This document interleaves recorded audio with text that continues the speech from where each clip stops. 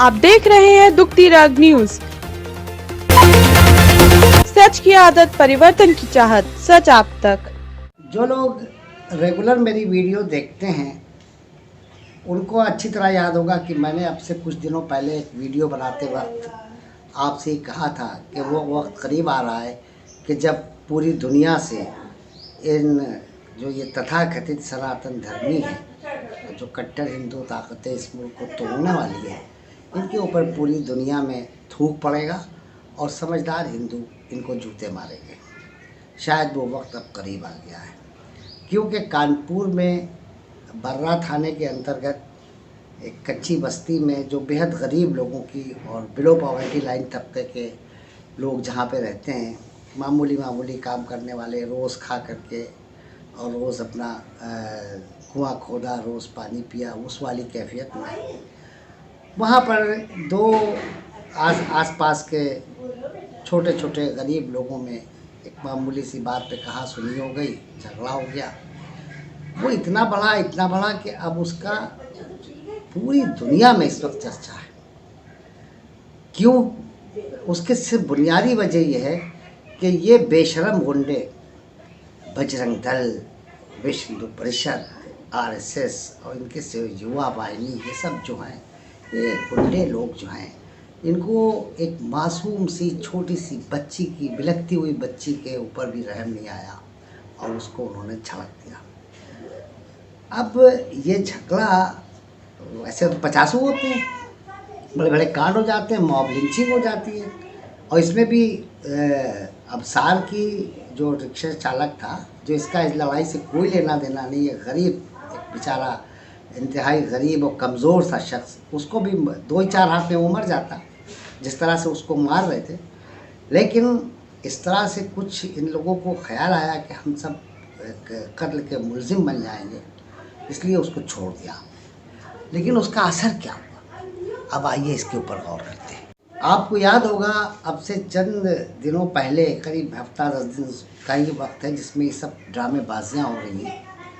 उन ड्रामेबाजियों में एक ड्रामा ये हुआ कि गाज़ियाबाद और नोएडा का जो एक इंतहाई बदनाम किस्म का इंसान है, मूर्खानंद गर्भवती उसका असली नाम है, वो मूर्खानंद गर्भवती आया था यहाँ पर कानपुर में, और इसने काहू कोठी में एक प्रोग्राम किया था और अफीम कोठी पे किसी तिवारी जी ने उसको होस्ट किया था और इसको बहुत चंदा वगैरह करके दिया गया यहाँ से। ये उसी दिन सबको चार्ज करके, बजरंग दल वालों को और विश्व हिंदू परिषद के लोगों को चार्ज करके गया था कि अब यहाँ पे कोई कांड करो, और ये इनके हाथ में आ गया। सवाल इस बात का है कि क्या इस मुल्क में जो जिस तरह से कानून को हाथ में लिया जाता है और फिर थाना घेर करके, आप देखिए कैसे नारे लगाए जा रहे हैं, थाना घेर लिया और चिल्ला रहे हैं लोग जय श्री राम कर करके, हाथ पे ताली बजा बजा के। वो राम भक्तों की फ़ौज है कि हिजड़ों की फ़ौज है? ये तो जिस तरह से वो ताली बजा रहे हैं उससे तो यही लगता है कि राम भक्तों की फ़ौज नहीं। फिर दूसरी बात ये कि राम का नाम तो शांति के साथ आता है, सहिष्णुता के साथ आता है, रवादारी के साथ आता है, हमदर्दी के साथ आता है, ना कि उसके नाम के ऊपर, राम के नाम पर किसी गरीब के ऊपर जुल्म करना। ये कौन सी दुनिया है भाई? कहाँ तुम रहते हो और क्या चाहते हो? ये तो पता है कि क्या चाहते हो, लेकिन क्या सचमुच अब वही होगा जो जिसके लिए हम ये सोच रहे थे कि काश ये ना हो? और 2022 का इलेक्शन आते आते अब हर शहर में इसी तरह से का हालात होंगे। आज खबर आई है जौनपुर में एक शख्स ताज़िया बनाता था। ताज़िया के जुलूस बंद हैं, ठीक है, लेकिन घरों में ताज़िया रखना थोड़ी मना है। घरों में रखने वाले इज़्ज़ादारों के लिए ताज़िया बनाता था। उसके घर में कल पुलिस घुसी और सारे ताज़ियों को उसने लात मार मार के तोड़ दिया। अरे आपके नज़दीक वो एहतराम की चीज़ नहीं होगी, आपने उसको लातों से कुचल दिया, मार दिया, उसको डंडों से तोड़ दिया, लेकिन किसी के लिए तो वो एहतराम की चीज़ है।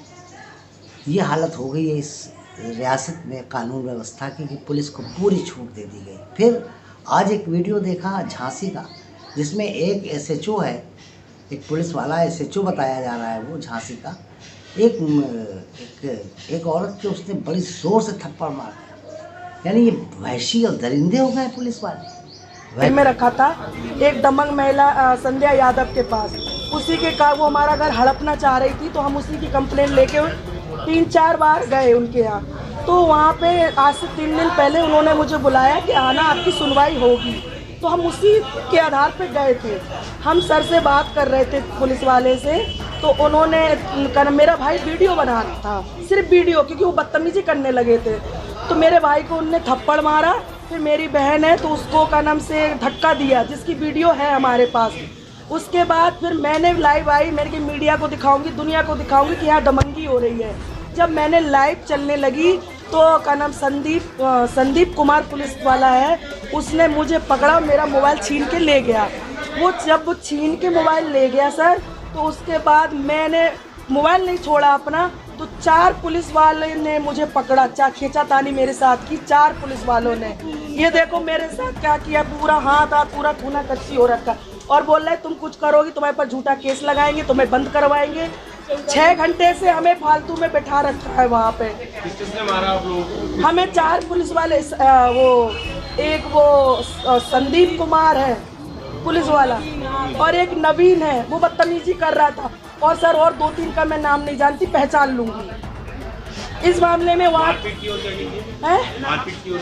मार वीडियो बना रहे थे हम के दुनिया को दिखाएंगे मीडिया में कि आप लोग कैसे कर रहे हैं। वो खैर 4 लोगों ने पकड़ा है ना मोबाइल चुराने में, क्योंकि मैं मोबाइल पकड़े रही, मोबाइल नहीं दे रही थी वो मेरा, और उन्होंने मेरे मोबाइल से वीडियो डिलीट करवा दी सारी, फेसबुक पे लाइव आई, उनने खुद डिलीट कर दी, और 4 लोगों ने पकड़ा, तब मेरे साथ ये हालात हुआ। ये मेरे हाथ में खूना कच्ची हुई है, देखिए। रेनू।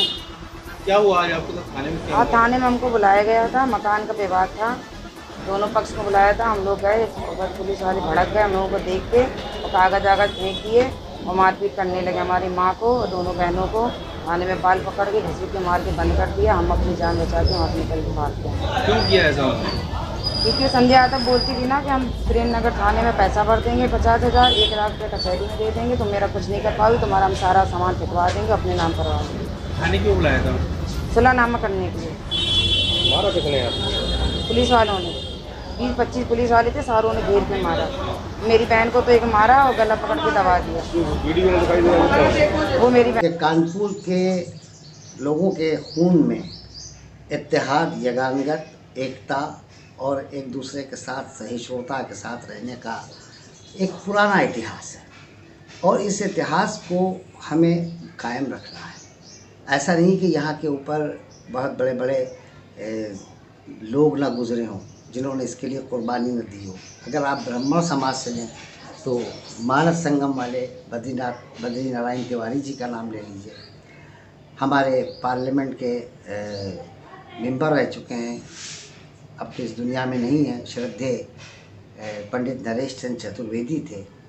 हमारे प्रेस क्लब के विष्णु वाजपेयी जी थे, विष्णु त्रिपाठी जी थे, और मतलब बहुत से ऐसे लोग जिन्होंने मतलब इस मुल्क में इस मुल्क के सबसे बड़े तजारती शहर, सनअती शहर कानपुर को हिंदू मुस्लिम एकता की मिसाल बनाया। आज उनके अनुयायी कहाँ हैं?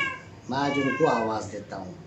और धर्म के नाम पर जो लड़ाने वाले और नफरत फैलाने वाले लोग हैं, आप ये अच्छी तरह जानते हैं कि इस वक्त जो सूरत हाल है उसमें आपको मुसलमानों की तरफ से कोई जवाब नहीं मिल रहा होगा, लेकिन अगर ये जवाब आना शुरू हुआ और इसी तरह से नफरत बढ़ी तो उसका क्या अंजाम होगा, कभी आपने सोचा है? मुझे अपने कानपुर के युवाओं पर, युवा पीढ़ी पर, और ख़ास तौर पर जो आने वाले दिन हैं जिनमें ये मामला और वल्नरेबल होगा, क्योंकि इलेक्शन करीब आ रहा है, और चूँकि मौजूदा गवर्नमेंट ने, मोदी गवर्नमेंट ने और इसके भारतीय जनता पार्टी की जो सरकार, इसने कोई काम वाम तो किया नहीं है जिसकी बुनियाद के ऊपर ये वोट मांगे। बेरोज़गारी चारों तरफ मुंह फैलाए खड़ी हुई है, करोड़ों लोगों का जॉब चला गया है। तो फ्रस्ट्रेशन में इनको जो धर्म की जो अफीम पिलाई जा रही है, इसने इनके दिमाग को ख़राब कर रखा है, और ये किसी हद तक भी जा सकते हैं। इनको संभालने की जिम्मेदारी हमारे यहाँ मैं इस वक्त ख़ास तौर पर अपने सच्चे मानों में जो हिंदू लोग हैं और जो सनातन धर्म के सच्चे सनातन धर्मी लोग हैं, जिनके यहाँ अहिंसा परम धर्म मानी जाती है, मैं उनसे कहना चाहता हूँ कि आप मैदान में आएँ और आकर के हम आपके साथ आने को हर वक्त तैयार हैं। एक मुसलमान कानपुर का आपके साथ है, आप आएँ, मानव श्रृंखला बनाएं, किसी तरह से इलाके में मीटिंगें करें, व्हाट्सएप ग्रुप बनाएं और जहाँ कहीं भी इस तरह की कोई शरारत होती है उसको रोकने की पूरी ताकत से कोशिश करें। अगर हम आप सब इस काम को करना शुरू कर देंगे तो आने वाले दिनों में इस तरह की कोई अप्रिय घटना फिर कभी नहीं होगी।